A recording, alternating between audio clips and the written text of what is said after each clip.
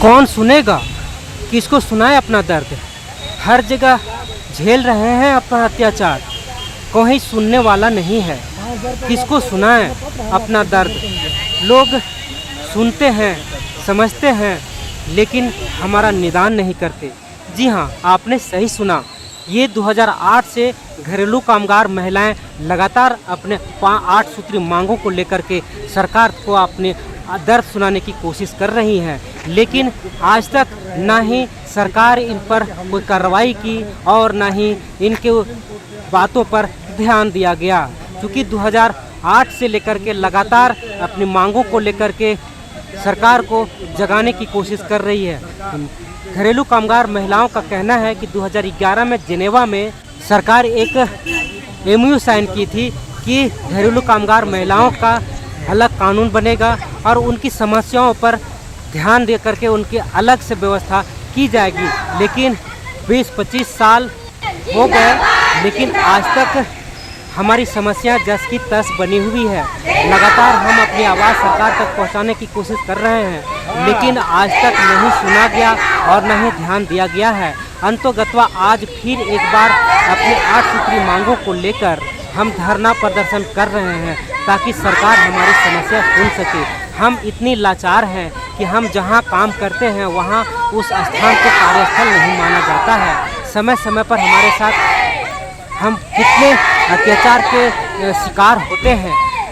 अत्याचार, बलात्कार आदि अधिक ऐसे घटनाएं घटती हैं जो हमारी लोकल प्रशासन हमारी सहायता नहीं करती हैं। हम दर दर भटकते हुए रह जाते हैं, लेकिन हमें सुनने वाला कोई नहीं होता है, जिसको लेकर के आज भी हम पीड़ित और शोषित हैं, जिसको लेकर के हम लगातार सरकार पर अपनी आवाज़ पहुंचा रहे हैं, लेकिन सरकार है कि नहीं सुन रही है। 2008 से 2025 तक कितनी सरकारें आई, कितनी सरकारें गई, लेकिन हमारी समस्या जस की तस है। हम चाहते हैं कि हमारे लिए सरकार अलग कानून बनाए और हमारी समस्याओं पर थोड़ी सी ध्यान दे, ताकि हम अपना जीवन यापन और बच्चों को सही लालन पालन और शिक्षा दे सकें। क्योंकि हमारी कमाई इतनी कम है कि हमारा घर भी नहीं चल पाता है, तो बच्चों को हम कैसे शिक्षा दे पाएंगे, कैसे रह सकेंगे। दिनों दिन महंगाई बढ़ रही है और हम उसका भरण पोषण में असमर्थ नज़र आ रहे हैं।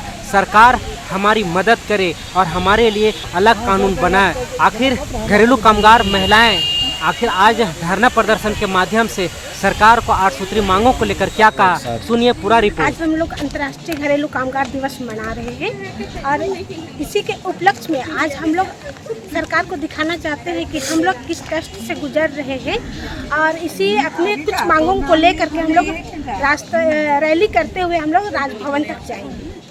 क्या मांग है? हमारे 8 मांगे हैं, जिसमें न्यूनतम मजदूरी है, छुट्टी है, आवास है, सामाजिक सुरक्षा है, राज्य स्तरीय समुचित कानून है और अभी सरकार ने जो सुप्रीम कोर्ट ने जो निकाला है कि एक विशेषज्ञों का समिति गठन किया जाए और घरेलू कामगारों के लिए कानून बनाया जाए, उसके मांगों को लेकर के हम लोग अभी यहाँ से रैली करते हुए निकलेंगे। क्या भरोसा है सरकार पर कि कानून लागू होगा? हम लोग भरोसा ही कर सकते हैं, उसके अलावा और कुछ कर नहीं सकते हैं। हम लोग सरकार पे दबाव ही डाल सकते हैं। कब से है आपकी मांगे? ये मांगे हमारे कम से कम 16-17 सालों से कर रहे हैं मांग, लेकिन आज तक सरकार ने हमारी मांगों को पूरा नहीं किया है। कब तक चलेगा ये प्रदर्शन? जब तक हमारी मांगे पूरी नहीं हो जाती है तब तक हम लोग आंदोलन करते ही रहेंगे। मेरा नाम रेनू लिंडा है, झारखंड घरेलू कामगार यूनियन से।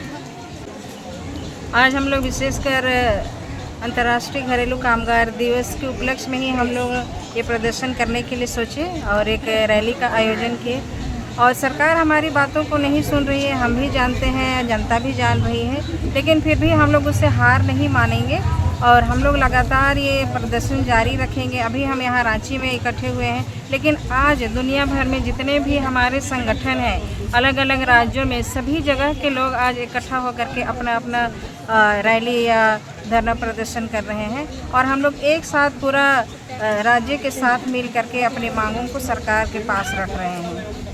लगातार आप लोग प्रयास कर रहे हैं लेकिन आपकी बातों को सुन नहीं रहे हैं। क्या लगता है अब इस प्रदर्शन से कहाँ तक जाएगा आपका मांग? ये हमारी मांग अभी यहाँ हम लोग रांची में शुरू कर रहे हैं, लेकिन यहाँ से नहीं हो पाएगा तो हम लोग सीधे दिल्ली तक पहुँचेंगे। और हम लोग कई बार वहाँ जंतर मंतर में भी अपना धरना प्रदर्शन करके हम लोग अपनी बातों को रखे हैं, लेकिन न केंद्र सरकार हमारी बातों को सुन रही है न राज्य सरकार सुन रही है। तो ये हमारे लिए बहुत दुख की बात है, लेकिन हम लोग दुखी होकर के यहाँ रुकना नहीं चाहते हैं। हम लोग लगातार इस लड़ाई को जारी रखेंगे और अपना हक और अधिकार को लेकर रहेंगे। मेरा नाम सिस्टर अंशु है, मैं राष्ट्रीय घरेलू कामगार संगठन की संयोजक हूँ। क्या मांग को लेकर इकट्ठा हुए? जी, हम लोग जो है स्वाश्रयी महिला सेवा संघ के तरफ से जितने घरेलू कामगार हैं, तो आज से 2011 में जो भारत सरकार एक नवासी नीति में साइन किए थे 189 में, उसका मांग को हम लोग बोल रहे हैं। जब वो हस्ताक्षर किए तो यहाँ क्यों नहीं लागू किए हैं? तो हम लोग को हमारा मांग चाहिए। हम घरेलू कामगार कब तक शोषण सहेंगे, कब तक ऐसे ही रहेंगे? तो हमारा जो मांग है कि हमारे लिए राज्य स्तरीय कानून बने और नियोक्ता के घर को जहाँ हम काम करने जाते हैं उसको कार्यस्थल का दर्जा दिया जाए, हमें कामगार का दर्जा दिया जाए, हमारे लिए उचित वेतन हो। जैसे हमारा तो कोई फिक्स वेतन नहीं है ना कि हाँ इस काम का इतना, उस काम का उतना। तो हमारा वो है कि हमारे लिए भी उचित वेतन हो जैसे हर कामगार का होता है। फिर जो विशेषज्ञ समिति होता है उसका गठन किया जाए, इसमें कौन कौन लोग शामिल हो वो सरकार इस पे तय करे और हमारे लिए एक समिति बनाए। एक है कि हमें हमारा जो हक अधिकार होता है, बहुत सा जो सामाजिक अधिकार है उससे भी हम चूक जाते हैं, हमें नहीं मिलता है। और यदि हमें कामगार का दर्जा दिया जाएगा तो हम वो सब ले सकते हैं। तो हमें हमारा हक अधिकार ये सब भी चाहिए। दूसरा है कि जितने भी सामाजिक सुरक्षा है तो एक घरेलू कामगार के लिए अलग से एक बोर्ड का गठन किया जाए और उसके जरिए हमें सामाजिक सुरक्षा दिया जाए। ये है हमारी मांगे अभी तो, और शुरू से लड़ते आए हैं, आगे तक लड़ेंगे। जब तक हम जीतेंगे नहीं तब तक लड़ेंगे। जी, मेरा नाम स्वर्णलता देवी है और मैं स्वाश्रयी महिला सेवा संघ की जो झारखंड घरेलू कामगार समिति है वहाँ की मैं चेयरपर्सन हूँ।